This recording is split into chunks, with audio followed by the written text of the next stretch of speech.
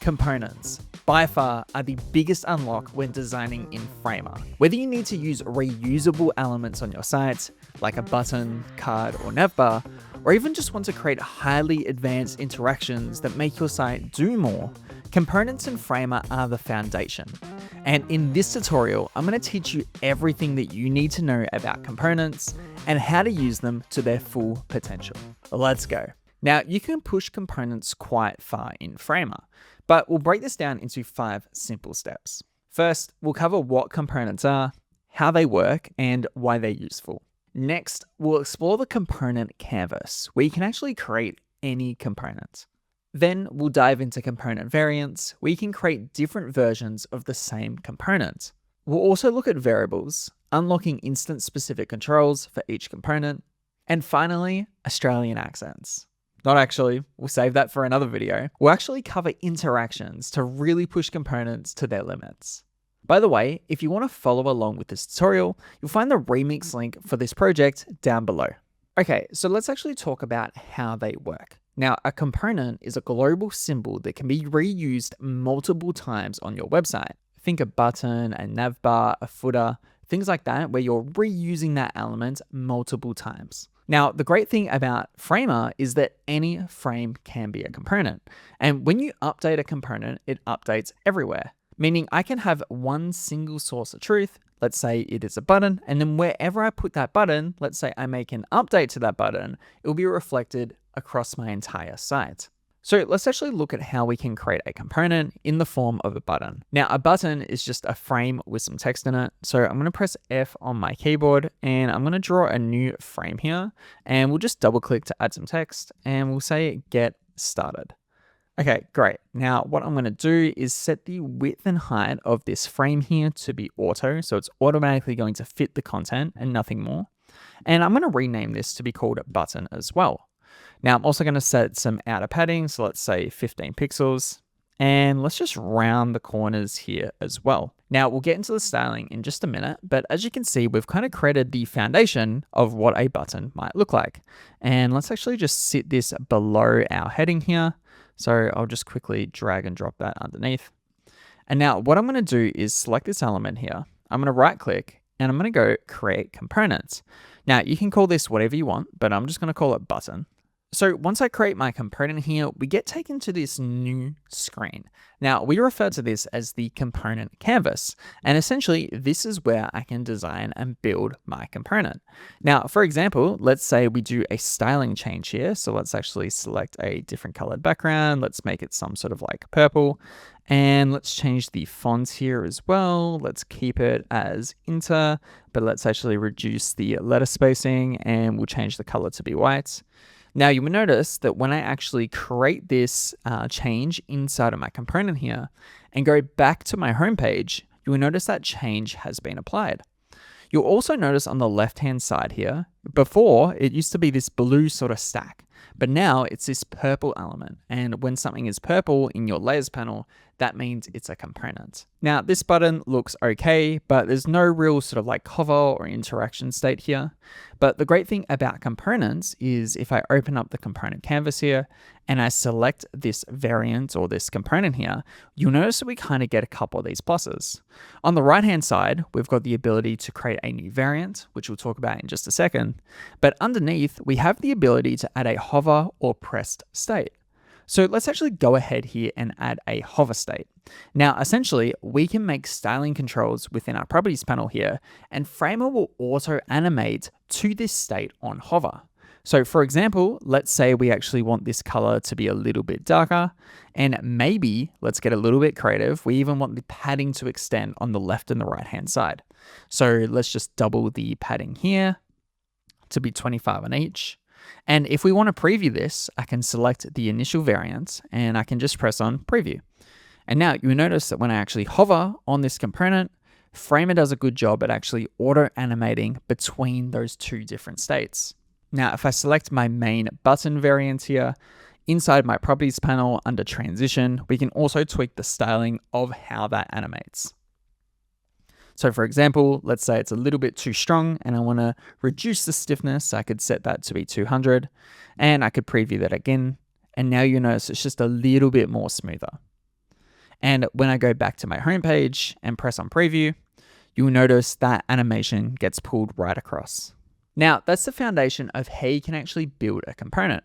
However, if we take the example of a button here, there might be multiple types of buttons that you want to use. You might have a primary button, which would be this one here, but you also might have a secondary button, which might be similar to the primary button, but it might have an outline, or you might want a button with, say, an icon or one without.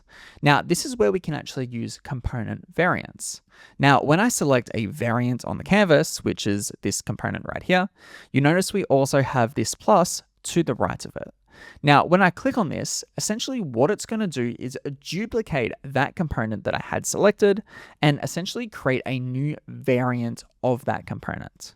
Now, we can rename these as well. So for example, I might select my variant 1 and we might just rename this to be my primary button. And then variant 2 might be our secondary. Now, what I can do is actually make styling changes inside my properties panel here to this component. So let's say, for example, we want to make it an outline. So I'm actually going to firstly set this as a new color style so we can reuse it. And let's actually get rid of the fill background. And we're going to add a border here. So let's make this say purple. And let's set the text to be purple as well. Now, essentially, we have our primary state and we also have a secondary state of a button variant. So now what I can do is go back to my homepage here, and you'll notice that inside my properties panel on the right-hand side, when I have my component selected, we have the ability to change the variant. So for example, if I want to use my secondary variants, I could just switch it to that. And you can see it gets updated here. Now, the great thing about this is I can use the same component multiple times on my website, but switch between different variants for that instance of that component. So for example, if we duplicate this button here and we'll select them both and we'll put them inside of their own stack. So we'll change the direction here to be horizontal. And then let's say we take this second button and we switch it to be secondary. Well, now you can see how we might start to actually use multiple of the same components on the same page. And this is how we can start to use variants of components in Framer. However, there's one real critical problem. Now, let's say, for example, I want the text on my primary variant to be different to my secondary variant. Well, let's say I updated the text on my primary variant here to be get in touch. You'll notice that change is automatically being reflected through to the secondary variant. And this is because components are global, meaning that if I make a change here, it's going to apply everywhere. Now, this is where we can actually use component variables to make specific changes for a specific instance of that component. So imagine it like this. You want to build a house out of Lego. You can use red bricks, yellow bricks, blue bricks. It's up to you. But it's still the same sort of brick. Variables in Framer are the same thing. You might have a specific instance of a component that you might want to change the text, the color, the image without affecting every other instance of that component. You can almost think as variables as controls for your components. So when I actually select an element inside of my component variant here, so let's actually say the text, and I go to my properties panel, you'll notice that we have these little pluses here. Now, any element that has a little plus next to it means we can actually create it as a variable. So for example, the content, so the text itself, if I actually click that little plus, I can create a new variable for plain text. And we're going to call it our title. Now you'll notice it kind of gets linked just like here. And what I can do is now go back to my homepage, and you'll notice that when I actually select that button component, inside my properties panel for the controls for that button, we have a new field or a new controller for that title itself. So let's say we updated this and let's say we want to say get started. Now you'll notice only for that instance of that component is it going to say get started. So if I change the secondary text here to be say view work, then again, only for that instance of that component is it going to say view work. Now variables can go quite far. Text is obviously one of the elements that you can tweak. We can also tweak color as well. So for example, we might want to set a variable for the background color. So I'm going to set the variable here to be color, and we're going to call it background fill. Now, I'm also going to set one for the secondary here because that's going to be slightly different because we need to set one for the border. So we might actually call it border fill. And we might want to do the same for the text here as well. So in this case, we can select the text and go to color, and we'll call it text color. Okay, great, awesome. Now let's go back to our homepage and let's tweak this. So let's actually go and see if we can get some sort of blue here. So let's find a nice looking blue. Okay, great. But maybe on my secondary button here, we just want to use white. So I'm going to set the background fill to be white. Now, if you ever find an instance where, say, you've set the text color, but it's not seeming to work on another variant of that component, they might not be in sync. So for example, I can select this text element here, and you'll notice there's been nothing synced for the text color, but I've actually got the ability to set this variable as another field that we've set up before. So we could say text color. So now you can see that everything is looking quite good. Now, one of the annoying things about variants is that the hover states don't actually get duplicated over when you create a new variant. So you do kind of have to just go through each one of your different variant states here and design the, say, hover state. So I'll just go through and quickly do that now. So as you can see, when I hover on these components, these kind of bounce out just like they should. But as you can tell, because we're actually warping the size of these components here, the animation between this sort of frame that's holding them together is a little bit buggy. So what I can do is just select that stack, go down to effects, and we can apply a flow effect. And that's all we need to do. And now you'll notice it's looking a lot smoother. Now, let's say we want to add an icon to the button, but we want the ability to turn that icon on and off. Well, if I go to the insert menu, go down to my icon libraries and simply just drag one in. So let's drag in iconic. And what I can do is actually set the stroke here. So I can actually set that variable to be, say, the text color. So it's always going to be aligned with the text. And let's reduce the gap in between here as well. Now, what I can do is set a variable for the icon. So actually give the control to the component itself to decide which icon we want to use. And then let's say if we want to use an icon or not, we can actually set a control or a variable for the visibility. So for example, I can select the visible here and create a new visibility. And let's set this to be show icon. Now, by default, it's going to be yes, but you'll notice that when I go to my homepage now, what I can actually do is toggle that off, and now it will no longer show. So let's actually set that off for both. So as you can see, you can take components quite far and quite modular using a combination of variants and variables. Now, within a component, we can actually set an interaction. Now, an interaction lets us take a certain action when a trigger is occurred within a component, such as when it's clicked or hovered. If you're familiar with how, say, prototyping works in Figma, it allows us to kind of create these interactions within and between different variants that unlock a wide range of use cases. Now, there's two types of interactions. There's transitions and events. Let's start with transitions. So transitions let you transition between variants within your component when a certain trigger is occurred. So for example, I have these two variants set up for these sort of like card components here. Now, let's say I want to set an interaction. So when I actually click on, say, this button, it's automatically going to switch the variant to this slide to variant here. So what I can do is select any element within my component here, and I can go up to interactions at the top right, and I can select new transition. Now we can set the trigger here. So in this case, we're going to make it on click, and we're going to set a 0-second delay. So as soon as it happens, and then we're going to set the transition to be a variant number 2, which is going to be slide number 2. So now what I can actually do is preview this, and you'll notice that when I actually click on, say, get started, it's going to transition me to slide number 2.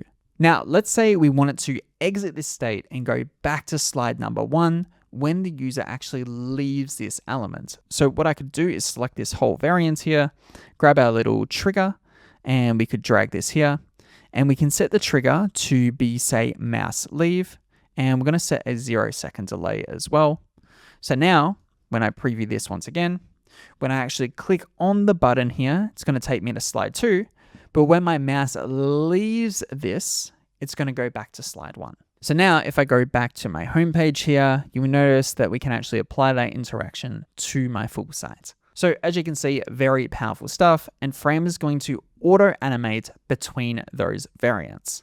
Okay, so the other type of interaction is events. Now, events let you trigger custom interactions from any layer within your component. So if you want to trigger an action of an element outside of your component, you can use events. So for example, I have this card here, and let's say that I want to make it that when I actually click on this button, it's going to open a new full screen overlay on my screen.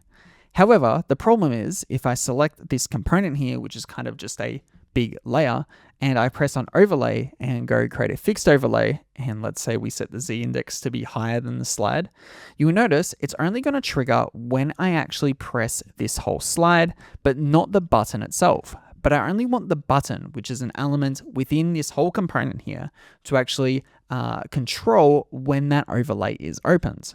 So what I can actually do is go into that component and select an element. So in this case, we have the button component inside of our card component.